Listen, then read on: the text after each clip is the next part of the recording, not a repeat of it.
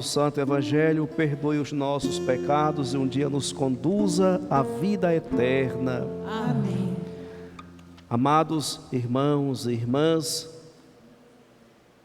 estamos celebrando mais uma noite do nosso novenário, nos preparando para coroar Maria, a nossa mãe, encerrando assim o mês de maio, que é o mês mariano.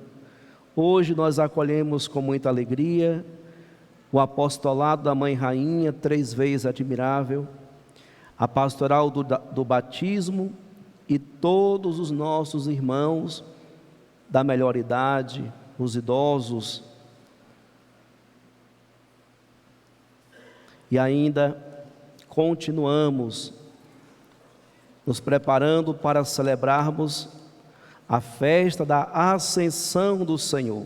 Essa semana antecede uma das solenidades que compõem esse tempo litúrgico que é o tempo pascal.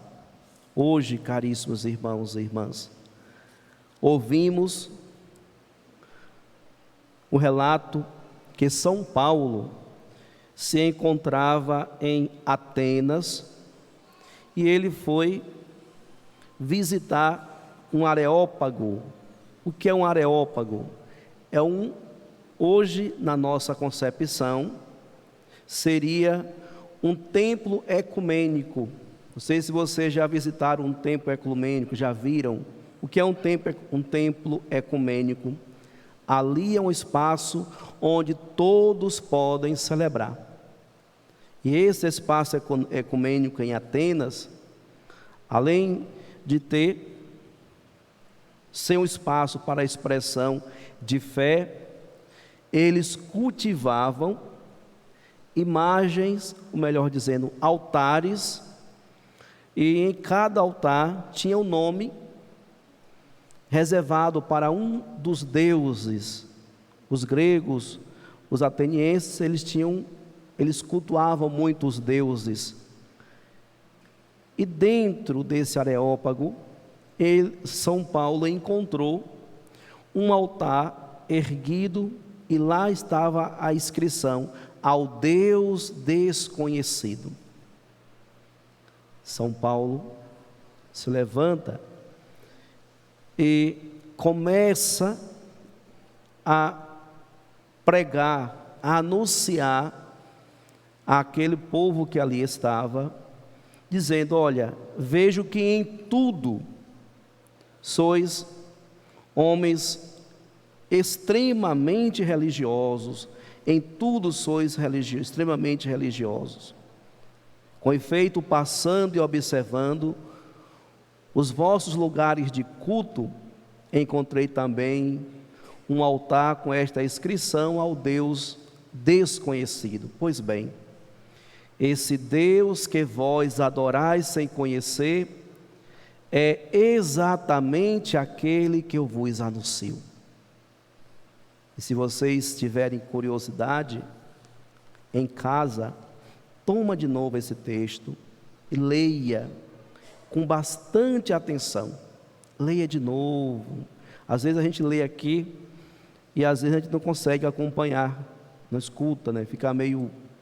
Então é bom tomar de novo essa palavra, esse texto de hoje, e ler, fazer a Lex Divina, né? Ler uma vez, 2, 3, 4 vezes, porque São Paulo discorre uma reflexão tão bonita e tão profunda, fala de Deus desde a origem e vai nos envolvendo, e chega um momento que ele vai dizer uma das frases mais bonitas nesse texto. Você vai encontrar no versículo 28, São Paulo vai dizer, eu vou começar a ler do 27, assim fez para que buscassem a Deus e para ver se o descobririam, ainda que as apalpadelas. O que significa isso? Mesmo que haja dúvida, nós, os seres humanos, fomos criados para buscar a face de Deus. De um só homem, ele fez toda a raça humana para habitar sobre toda a face da terra, tendo fixado os tempos previamente estabelecidos e os limites de sua habitação. Ou seja, de um só homem, ele fez toda a raça humana. Significa isso? Aos olhos de Deus, não há pessoas melhores do que outra.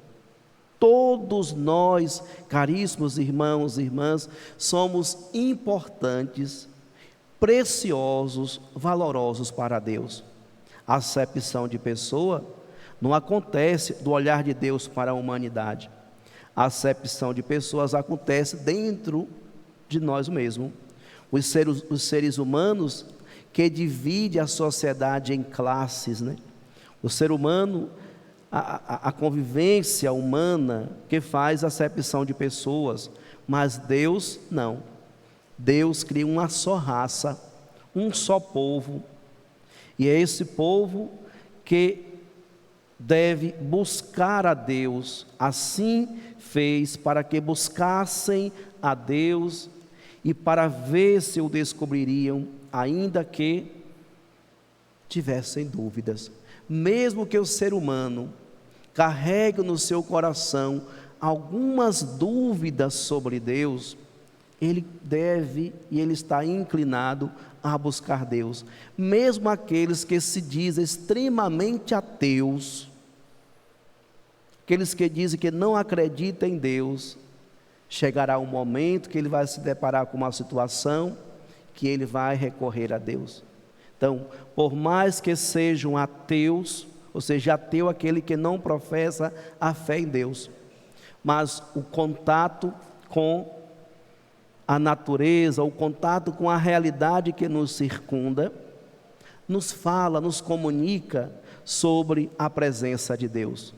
Nos comunica, nos fala sobre a presença de Deus. Mas agora vem o versículo que eu acho belo, a expressão de São Paulo nesse texto de hoje. Pois nele vivemos, nos movemos e existimos. Caríssimos irmãos e irmãs, a essência do ser humano está justamente em Deus.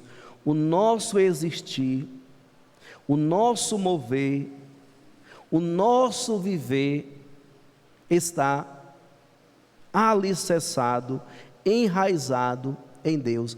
Nós só vivemos, na concepção de Paulo, nós só nos movemos, nós só existimos porque Deus quis. Ou seja, Deus age em nós, Deus nos quer. Por isso que a gente, quando se depara com a realidade da morte, a morte aqui na terra, né, a morte terrestre, essa morte que todos nós um dia iremos passar, muitas pessoas são surpreendidas. Mas a morte é esse grande mistério que nos revela que tudo está no controle de Deus. Deus tem o controle de tudo.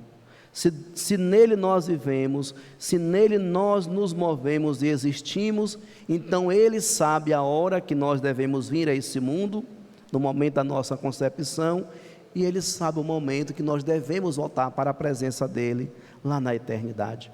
Então, o ser humano, quando compreende isso, quando descobre que a nossa essência é Deus, então a gente vive mais feliz. A nossa raça, nós viemos de Deus. Nós somos, então, aqui nesse mundo, movidos e conduzidos cada vez mais a buscar a face de Deus. O catecismo vai dizer isso, o homem é capaz de Deus. O que significa isso? O homem tem uma busca insistente pela presença de Deus. Todo ser humano, ele se volta para Deus, ele se volta para o sagrado. Por isso, São Paulo hoje apresenta para aqueles que estão ali cultuando os seus deuses, revela o Deus verdadeiro. Agora, trazendo para uma perspectiva pastoral, caríssimos irmãos e irmãs, São Paulo está em um ambiente ecumênico, onde cada um professa a sua fé. E ele não teve medo, não teve vergonha de pregar e apresentar o seu Deus, com toda a fé, com toda a convicção, com toda a clareza e com todo o conhecimento. Então, aqui nós somos convidados e somos interpelados por essa palavra a nos perguntarmos: eu tenho dado um verdadeiro testemunho da minha fé? Eu tenho sido um bom católico nos ambientes onde eu me encontro, seja ele ambientes pagãos, seja eles ambientes ecumênicos, seja ele o nosso ambiente católico. Eu tenho dado testemunho da minha fé? Ou quando a gente vai para um ambiente protestante, a gente fica com vergonha de rezar Ave Maria. Ah, não, porque eles são protestantes. Vocês, eu chamo de protestante porque são protestantes, mas são evangélicos. Não. Quem é evangélico? Aquele que acredita no evangelho. Nós somos também evangélicos. Eles são protestantes porque eles protestam contra a nossa fé. Vivem sobre isso, se alimentam de protestar naquilo que nós cremos. São protestantes. E aí quando nós estamos em um ambiente protestante, não, porque aqui tem um bocado de irmão evangélico, então vamos rezar só o Pai Nosso em respeito à fé deles. Não. São Paulo pregou sobre Deus e pregou sobre a ressurreição, o ressuscitado. E aí nessa hora, caríssimos irmãos e irmãs, o que é que aconteceu? Quando ouviram falar da ressurreição dos mortos, alguns caçoavam e outros diziam: nós te ouviremos falar disso em outra ocasião. Não é fácil suportar a verdade. Aqueles que não estão abertos para beber dos ensinamentos sobre Cristo, não permanecem. Mas Paulo não teve, não, já que eu estou em um ambiente ecumênico, já que eu estou em um ambiente onde as pessoas professam a fé em um monte de deuses, eu vou falar sobre Deus, mas não vou falar do Verbo encarnado, daquele que veio para nos salvar e que passou pela experiência de morte, ressuscitou e está vivo. Se Paulo fosse um covarde, pensaria dessa maneira: eu não vou falar sobre o Cristo ressuscitado. Quantas vezes, caríssimos irmãos e irmãs, nós nos comportamos assim? Não temos coragem de professar a nossa fé, de apresentar com alegria, com segurança, sem medo, sem vergonha, apresentar a nossa fé, o Cristo Jesus que nós cremos e a doutrina que nós professamos. Aprendemos muito hoje com São Paulo que para ser verdadeiro discípulo de Cristo, nós não temos que ter medo de pregar aquilo que nós cremos, e o nós cremos na verdade. O que nós pregamos é a verdade em Cristo Jesus. Daí, caríssimos irmãos e irmãs, pela terceira vez, Jesus no Evangelho de hoje, Jesus no Evangelho nos fala sobre o Paráclito, sobre o Defensor, sobre o Espírito Santo. E hoje eu estava refletindo, nós recorremos muito a Nossa Senhora como uma grande intercessora, não é verdade? Como nós buscamos a intercessão de Nossa Senhora. Mas a igreja nos diz: meus irmãos, nós precisamos também recorrer àquele que é o nosso defensor, ou seja, aquele que nos defende diante das realidades deste mundo. Enquanto Nossa Senhora intercede, diz: olha, eles não têm mais vinho, vamos providenciar. Mostra para Jesus: olha a situação deles. Maria vai e intercede a Jesus. O Espírito Santo vai no combate. O Espírito Santo defende, é o nosso defensor, é o nosso Paráclito, aquele que foi enviado por Deus para defender a sua igreja em todas as circunstâncias da vida. Então nós precisamos clamar mais a presença do Espírito Santo em nossa vida, pedir a força do Espírito Santo. E Jesus diz: o Espírito Santo é aquele que vai dar testemunho da verdade, que vai dar testemunho sobre mim, mas vós também darão testemunho.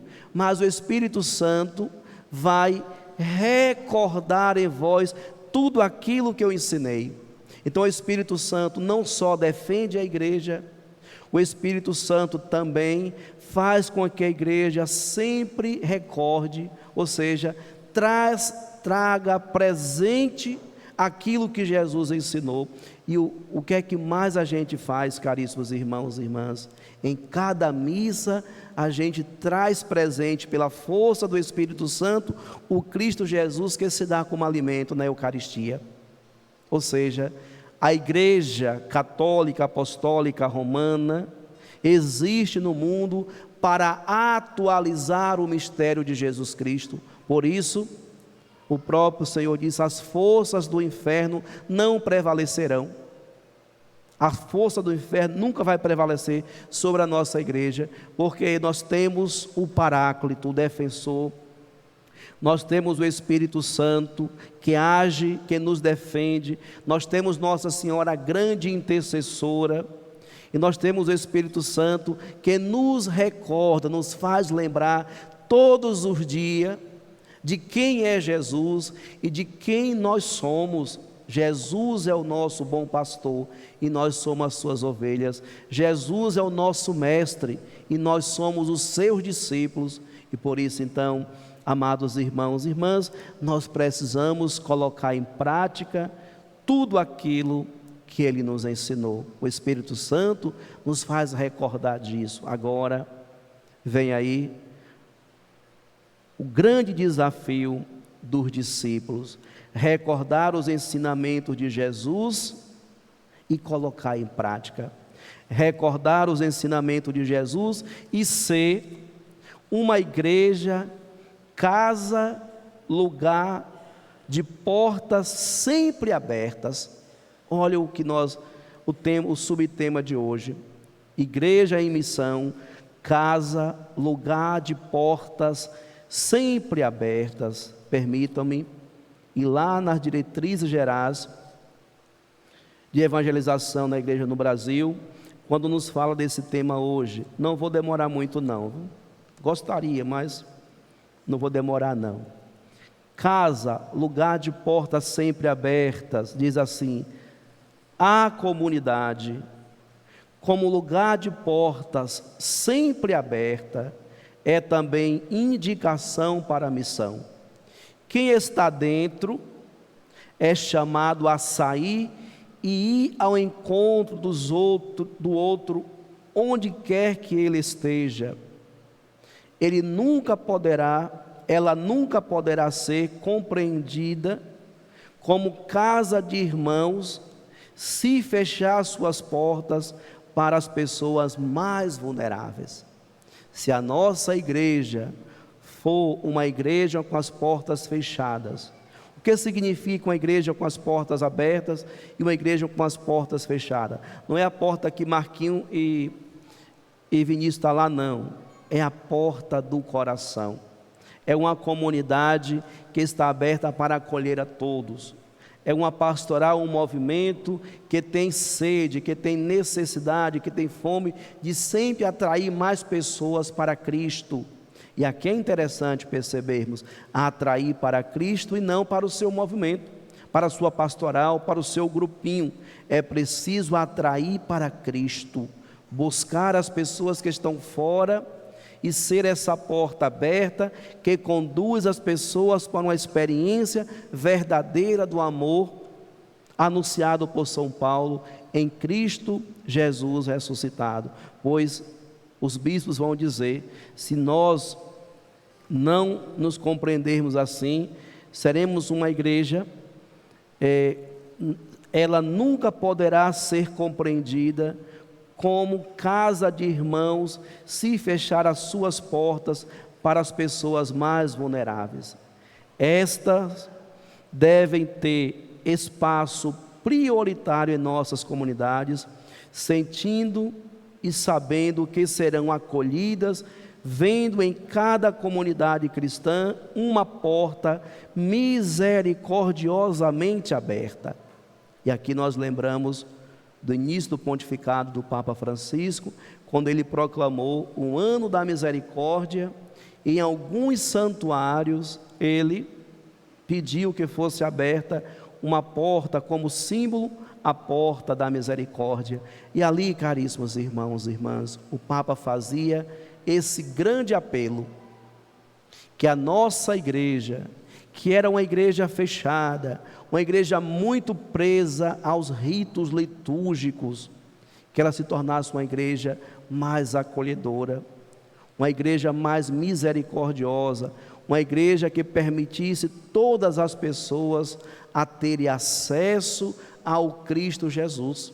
Todos devem ter acesso ao Cristo Jesus. E às vezes, nós queremos que as pessoas que venham para a igreja já sejam santas.